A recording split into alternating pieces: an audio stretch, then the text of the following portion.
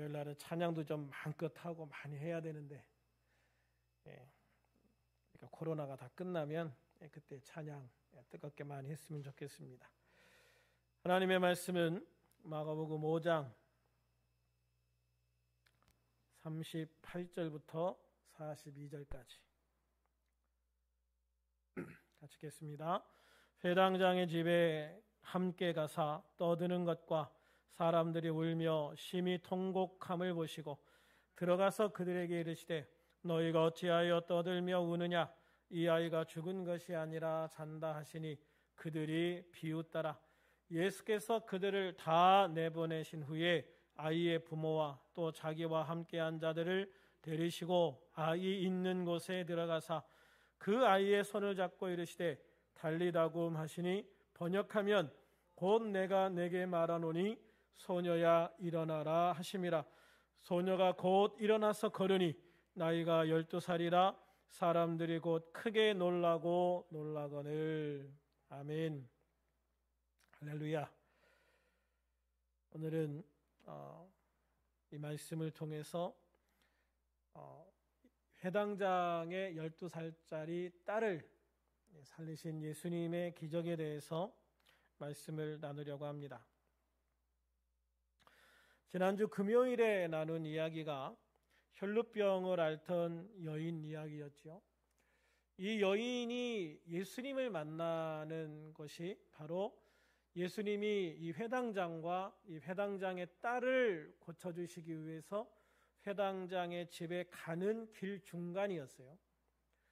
예수님이 회당장과 이제 회당장의 집에 이 딸을 위해서 가고 계시는데 그때 이제 12년 동안 혈루병을 앓던 여인이 예수님의 옷가에 손만 대어도 나을 것이다 라는 그런 믿음을 갖게 되어서 정말 사람들에게 맞아 죽을 각오를 하고 예수님을 찾아오는 거죠. 그러나 감히 예수님 앞에 서지는 못하고 뒤에서 몰래 예수님의 옷가에 손을 댑니다. 그 순간 예수님으로부터 병 고치는 능력이 이 여인에게 빠져나갔다 그랬지요. 이런 과정 속에서 예수님은 이 여인을 찾아 대화를 나누시기 위해서 길을 멈춰요. 이 회당장의 입장에서는 참 힘들었겠죠. 지금 딸이 굉장히 위중한 상태잖아요. 근데 그 위중한 딸을 위해서 정말 한 걸음이라도 더 빨리 가야 되는데 이 여자 때문에 예수님이 멈춰선 거예요. 그것도 정황상 그렇게 몇 마디 나누고 가신 게 아니라 이 여자 때문에 한동안 서서 이 여자를 찾으시고 이 여자와 대화를 나누시고 그렇게 하거든요.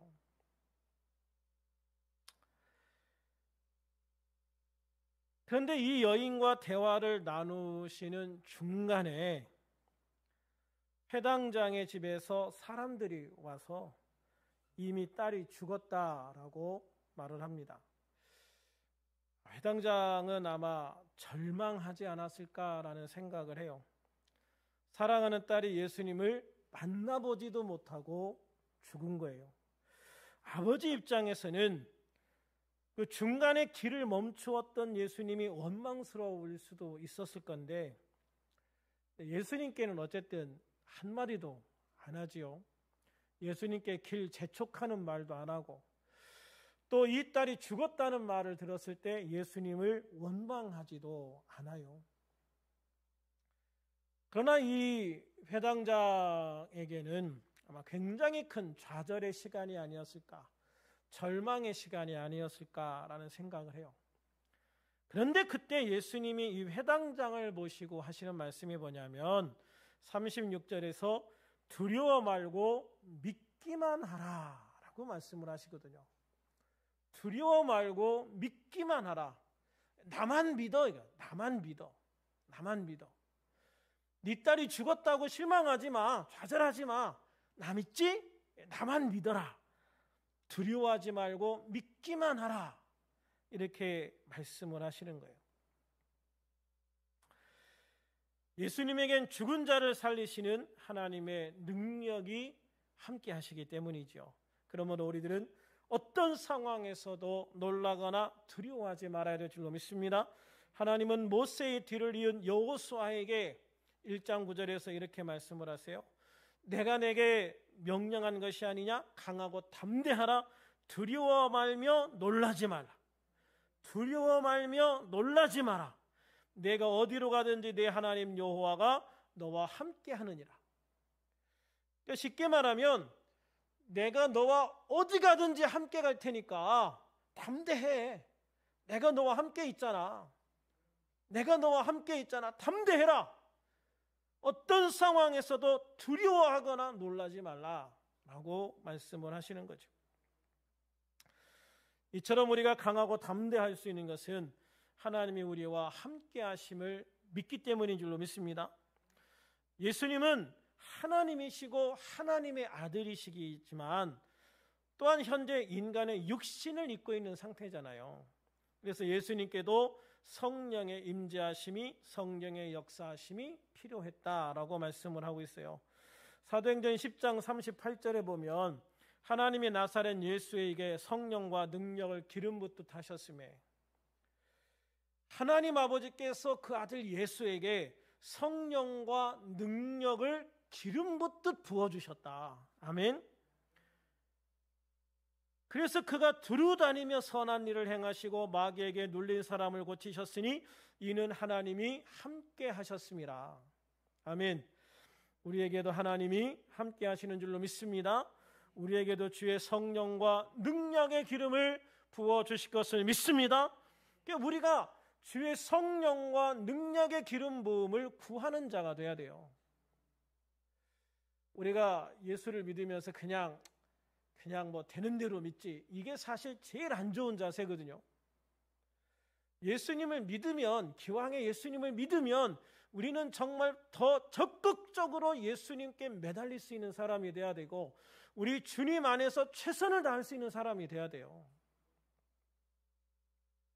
정말 생명 걸고 기도해 볼 수 있는 사람이 돼야 돼요. 그리고 주님 앞에 정말 성령 충만, 능력 충만, 할렐루야, 정말 간절히 주님께 내게 성령 충만, 능력 충만, 은사 충만, 은혜 충만 했던 우리에게 충만할 수 있는 모든 것을 달라고 구하는 자가 돼야 돼요. 그냥 주님이 주시려면 주시고요, 말라면 마시고요. 예수 믿고 그렇게 살면 안 돼요. 어떤 분들은 예수 믿는 것이 그냥 불교에서 그냥 이렇게 그냥 믿으면 위안이 되니까, 위로가 되니까 그렇게 예수 믿는 분들도 있어요. 근데 예수 믿는 거는 그냥 그렇게 내 마음에 위안이나 삼으려고 예수 믿는 거 아니잖아요. 우리가 예수님을 통해서 죄사함을 받고 예수님을 통해서 구원받고 예수님을 통해서 생명을 얻고 예수님을 통해서 천국 백성이 되어지고, 할렐루야, 이 땅에 살면서도 성령의 능력을 통해서, 성령과 능력을 통해서 하나님의 역사를 이루고 만들어가는 그런 하나님의 능력의 개척자, 영적인 개척자가 돼야 돼요. 그게 우리의 자세가 돼야 돼요. 그래야 우리가 정말 이 땅을 힘있게 능력있게 살아가게 되는 줄로 믿습니다. 그래서 예수님은 요한복음 14장 12절에 보면 나를 믿는 자는 내가 하는 일을 너희도 할 것이다 라고 말씀을 하시잖아요. 또한 그거보다 큰 일도 한다. 너희는 나보다 더 큰 일을 하는 사람이야. 너희는 나보다 더 큰 일도 할 수 있는 사람이야. 할렐루야. 우리는 정말 예수님보다 더 큰 일을 할 수 있는 그런 하나님의 사람이 될 수 있기 위해서 믿음으로 기도하고 나가야 될 줄로 믿습니다. 주님이 하셨던 일을 나도 다 할 수 있다고 하니까 주님께서 귀신을 쫓아내고 병든 자를 고치시고 죽은 자를 살리신 이 모든 것들 우리 이거 다 행할 수 있는 거예요. 정말 주님의 뜻이면, 주님께서 나에게 허락하시면 그 주님의 능력을 가지고 모든 일을 할 수 있다. 할렐루야. 그래서 우리가 예수 믿는 사람끼리도요, 기도하는 건 좀 경쟁이 돼야 돼요. 어떤 분이 그런 이야기를 하더라고요. 예수 믿는 사람들은 어떤 공통적인 목표를 가지고 일할 때 다 기도한다. 기본적으로는 다 기도한다. 그런데 하나님이 결국 누구의 손을 들어주실 거냐? 더 많이 기도하고 더 간절하게 기도한 사람의 손을 들어주신다.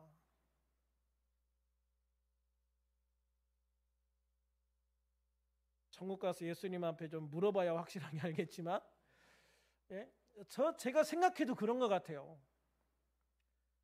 다 똑같이 하나님을 아버지라고 하고 똑같이 예수님을 주님이라고 하는데 주님이 누구 편 들어주겠어요?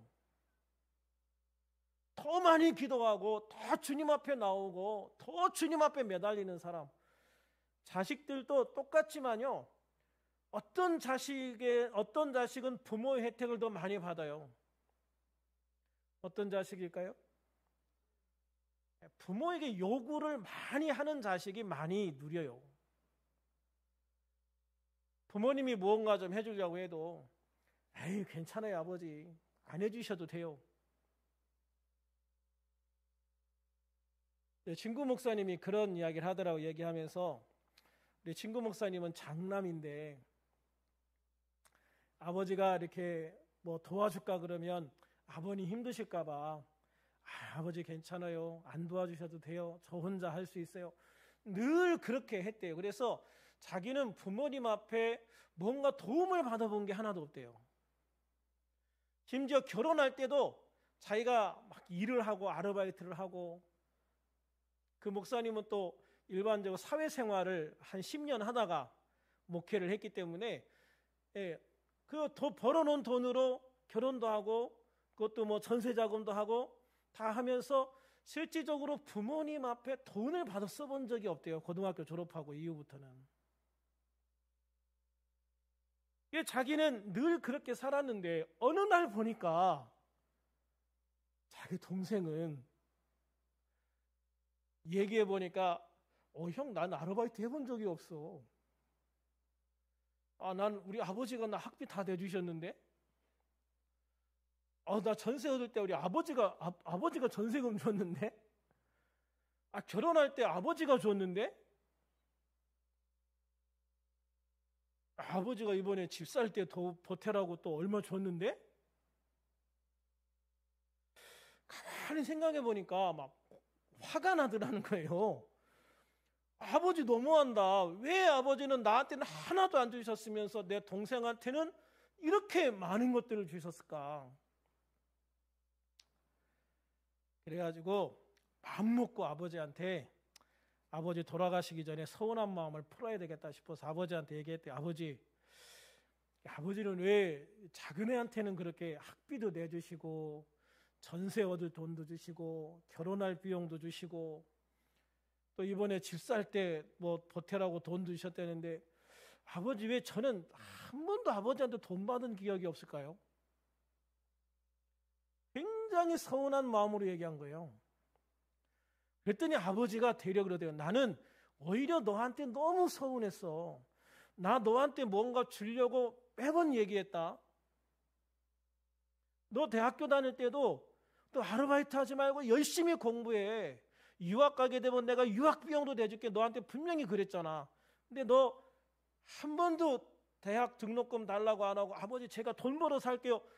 네가 돈 벌어서 네가 혼자 대학 다니는 거 아버지 그거 보면서 엄청 마음 아팠다. 네가 대견하기보다는 너무 안 됐고 또 그걸 보는 아버지 마음 엄청 속상했다. 대학 졸업하고 직장 다니면서 정말 뭐 돈 하나 허투루 안 쓰고 그 돈 다 모아가지고 너 그 돈 가지고 결혼하고 전세 얻고 하는 거 보면서 대견하기도 했지만 속상했어. 나도 한테 그때 주려고 이만큼 돈을 마련해 놨었는데 야, 돈 주려고 하니까 또 안 받았잖아. 네가 다 한다고 안 받았잖아. 이때도 안 받고 이때도 안 받고 생각해 보니까 그때마다 아버지가 야, 내가 좀 도와줄까? 내가 좀 도와줄까? 끊임없이 얘기를 하셨는데 이 아들은 아니 아버지 필요 없어요. 내가 다 알아서 할게요. 내가 다 할 수 있어요. 내가 더 준비했어. 그러면서 내가 안 받았다라는 거죠. 내가 안 받았더라는 거예요. 아버지가 안 주신 게 아니라 내가 안 받았더라. 그래서 아버지가 얘기하시더래요. 지금이라도 받을래? 지금이라도 받을래? 아버지 뭐 그럼 저 주실 거 남았어요? 작은 애한테 다 주시고 뭐 저한테 주실 거 남았어요? 그럼 야, 너한테 줄 건 너한테 줄 거고 작은 애한테 줄 건 작은 애한테 줄 거지. 너 대학 등록금부터 해가지고 네 동생한테 준 것만큼 너에게 네 목도 다 준비해놨어. 그래가지고 아버지가 통장을 하나 툭 던져주시더라는 거죠. 거기에 3억 5천만 원 들어있더래요. 동생한테 해준 거하고 거의 액수 비슷한 돈이 들어있는 거니까 그러니까 아버지는 이 아들이 큰아들이 아버지 됐어요 안 받아요 해서 안 줬지만 그러나 동생하고 차별하진 않으신 거예요. 그래서 형이 받아가진 않아도 그 돈을 다 통장에 저금을 해놓으신 거예요. 그러면서 언젠간 네 입에서 이 말 나올 줄 알았어 그러시더라는 거죠. 언젠가 너 이 말 나올 줄 알았어. 근데 지금이라도 네가 이 말 해줘서 고맙고 지금이라도 아빠가 너를 위해서 해줄 수 있는 게 있다는 게 너무 기뻐. 그러니까 이 통장을 네가 쓰든 네 자식에게 물려주든 어쨌든 이건 네 몫이야 하고 딱 주더라는 거죠. 저는 그렇게 못하니까 우리 아들들은 그런 기대는 하지 말고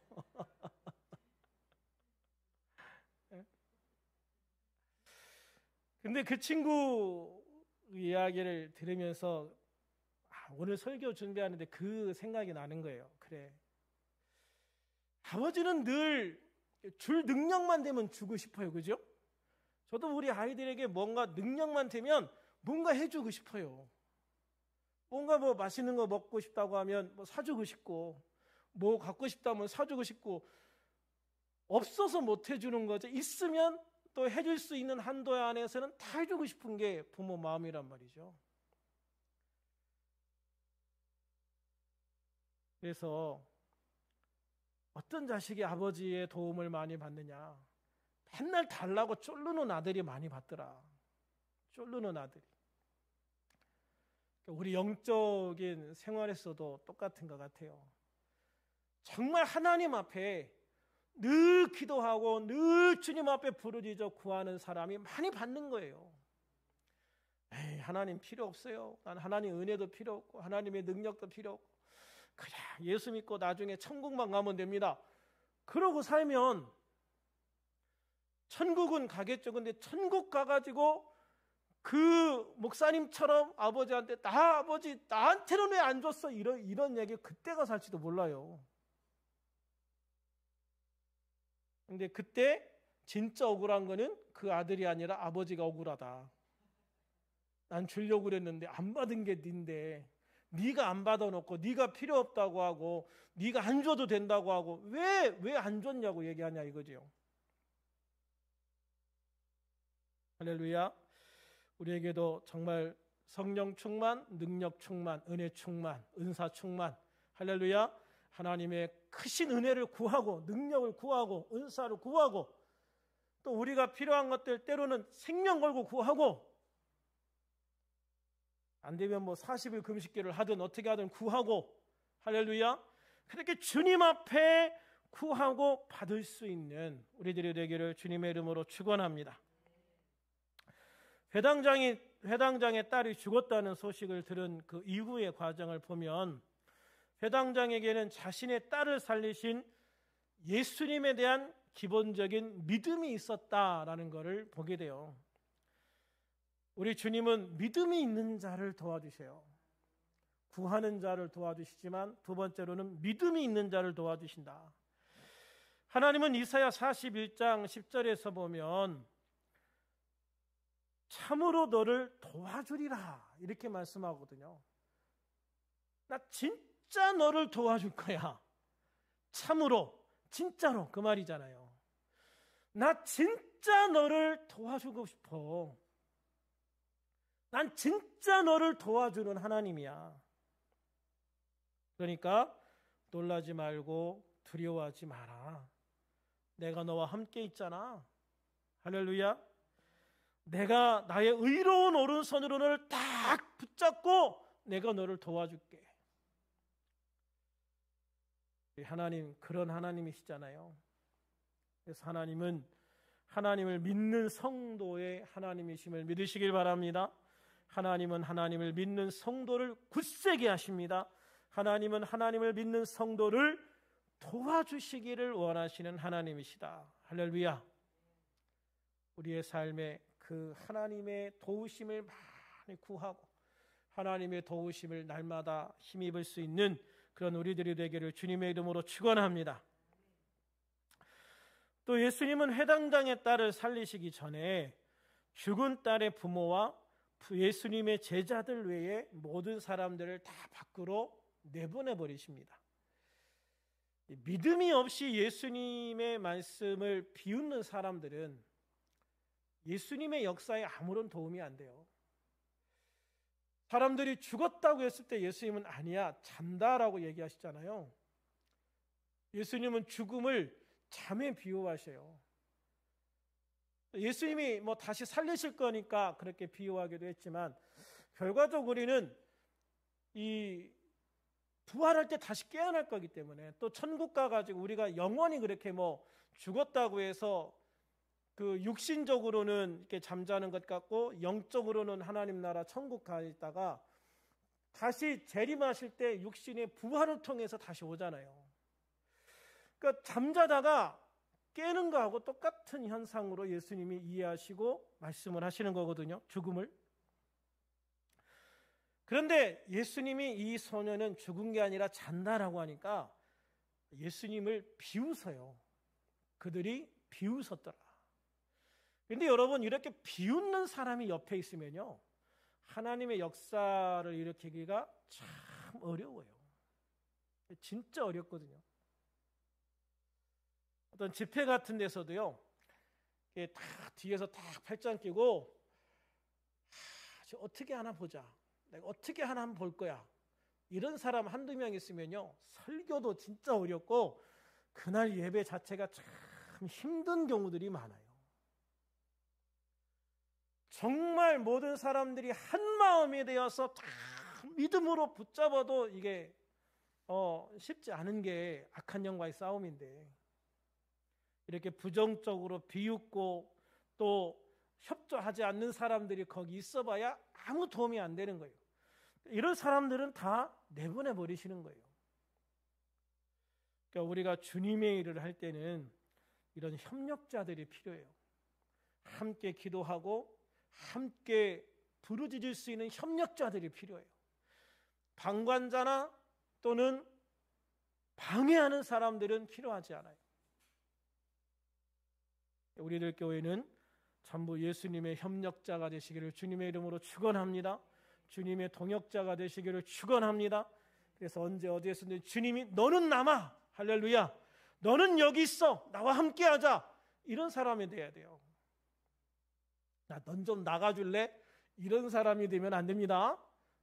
남아라, 할렐루야, 같이 하자, 아멘.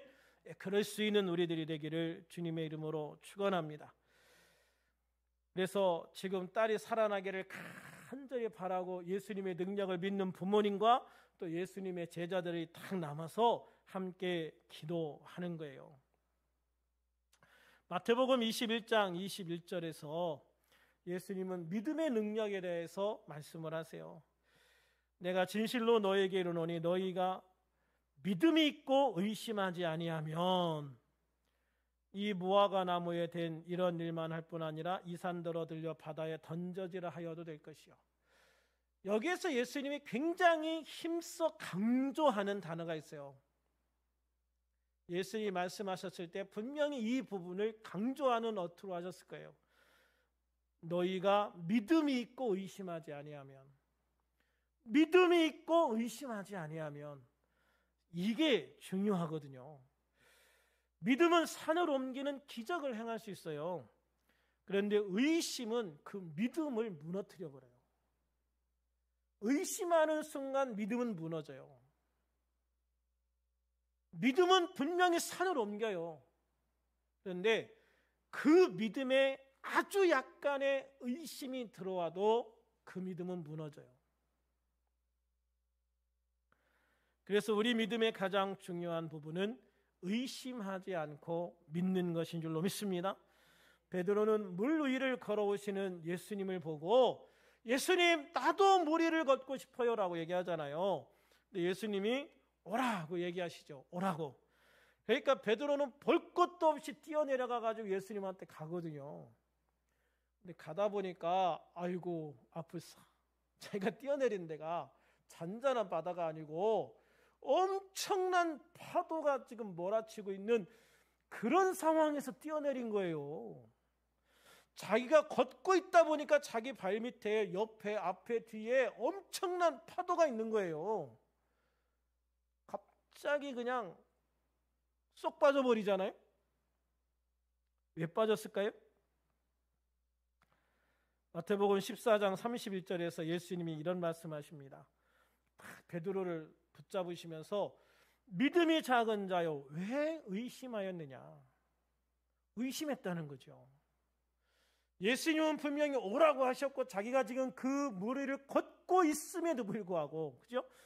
이게 배 위에서부터 의심했으면 이해가 가는데 물 위를 걷고 있다가 의심이 들어버린 거예요. 이거 되게 특이한 케이스예요. 우리가 지금 막 믿음으로 막 기적을 경험하는 중간에 의심을 해버린 거예요. 의심하는 순간 물에 맥주병처럼 쏙 빠져버렸어요. 예수님이 딱 손을 붙잡아서 꺼내주시면서 책망하시는 거잖아요. 야 이놈아, 아직도 믿음이 이렇게 작아가지고 언제 믿음 좀 키울래? 언제 이런 파도를 보고 담대하게 설 수 있는 믿음 좀 가져볼래? 왜 이렇게 믿음이 작아? 왜 의심해? 라고 책망을 하시는 거예요.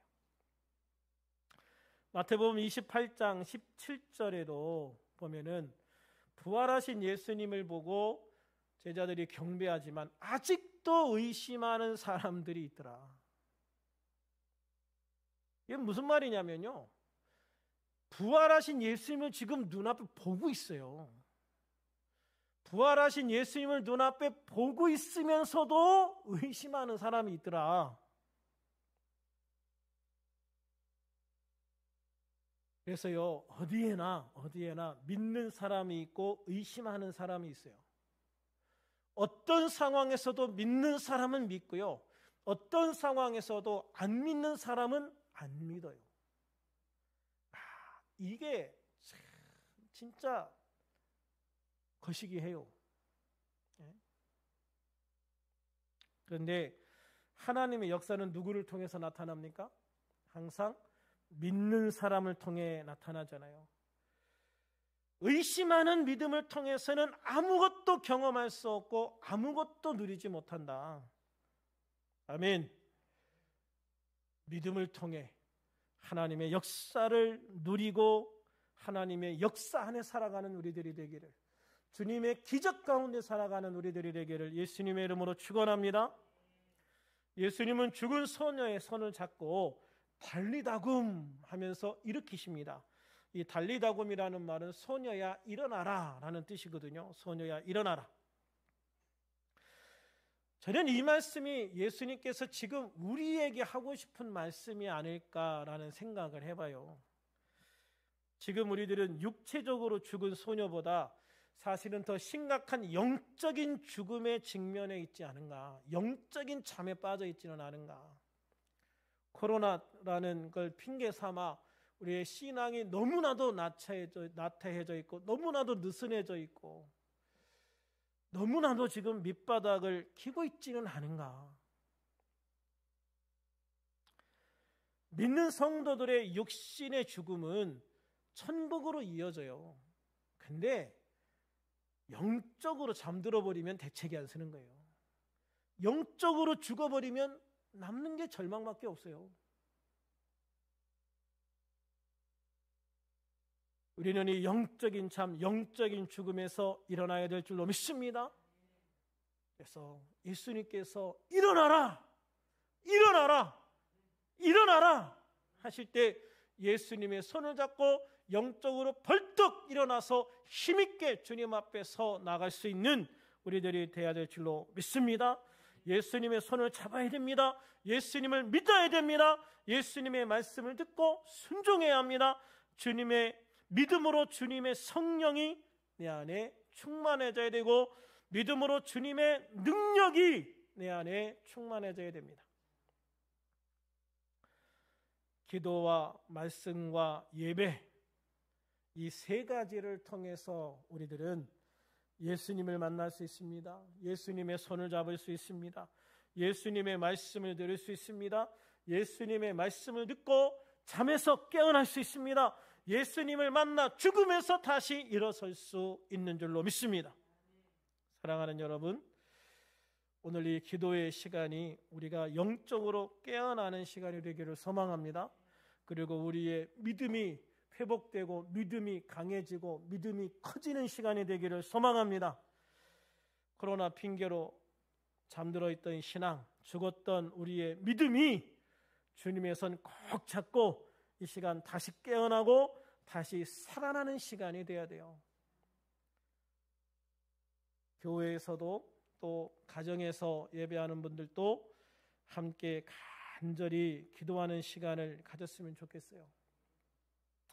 그래서 우리들 모두 영과 혼과 육과 환경의 모든 질병을 예수 이름으로 치유받고 문제가 해결되어지고 막힌 것이 뚫리고 주님의 이름으로 승리하는 이 기도의 시간, 이 기도의 밤이 되기를 주님의 이름으로 다시 한번 축원합니다. 살아계시고 역사하시는 아버지 하나님, 오늘도 주님께서 우리와 함께 하시고 인도해 주심을 감사합니다. 주님, 오늘 우리가 믿음으로 주님의 손을 붙잡기를 원합니다. 달리라고 일어나라! 우리가 영적으로 힘을 얻고 영적으로 깨어나고 영적으로 살아나는 시간이 되어지기를 원합니다. 아버지 하나님, 오늘도 주의 성령과 능력을 통하여 우리의 육신의 연약함이 회복되게 하시고 아버지 하나님, 우리의 환경의 문이 열리게 하여 주시옵시고 모든 문제가 다 해결되어지게 하시고 오늘도 살아계신 하나님의 권능과 능력 안에 든든하게 서가는 우리가 되게 하여 주시옵소서.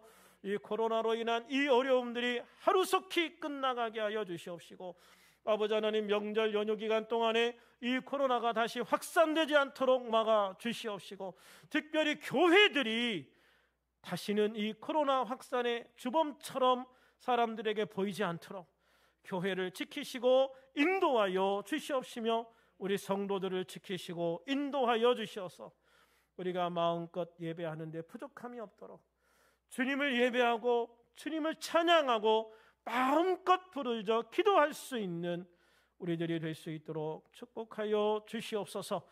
오늘도 우리가 기도 제목을 보며 함께 기도하기를 원합니다. 어디에 있든지 주님, 우리의 마음이 하나가 되게 하시고 주님, 기도할 때 주의 권능과 능력으로 역사하여 주시옵소서. 오늘도 함께 하심을 감사하며 예수님의 이름으로 기도하옵나이다.